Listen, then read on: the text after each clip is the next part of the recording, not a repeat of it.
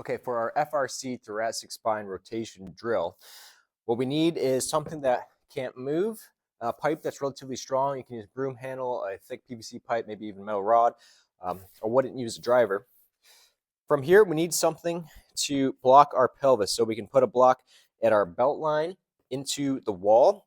We can do this from a tall kneeling position, or if we have enough space, we'll bring 1 foot up. In this case, we're gonna do tall kneeling.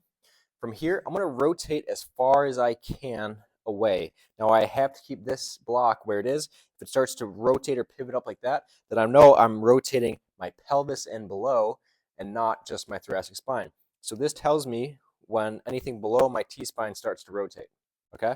So I keep that relatively straight. I take this pipe, I rotate as far as I can.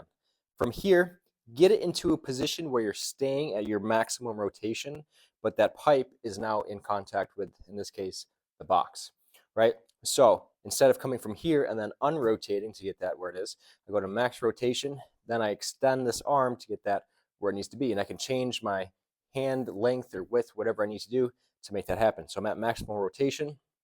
From here, we're gonna hold for 45 seconds to a minute. So I'm gonna ramp this up from a 2. I'm pulling back, I'm essentially doing this, but into the block at a 2 out of 10. And I'm not using my arms to do it, I'm using my trunk to do it. So I'm letting it come from my obliques and my core musculature to rotate that box into it, or this pole into this box. I'm gonna ramp up from a 2 out of 10 to about a 9 out of 10, even a 10 out of 10 at that very last few seconds. So think at about the 40-second mark or the 35-second mark, you should be at that 9 or 10 out of 10 rotating into this box. Once you hit your time limit, whether it's 45 seconds or 60 seconds, and we finish that maximal contraction, then we're gonna do liftoffs.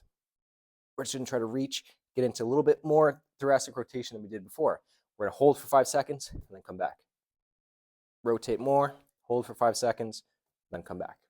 So after each maximum or ramped hold or into the box there, that rotation into the box, then we're gonna do a lift off. And we're actually gonna see, can we get just a little bit more than we had before? Give it a shot.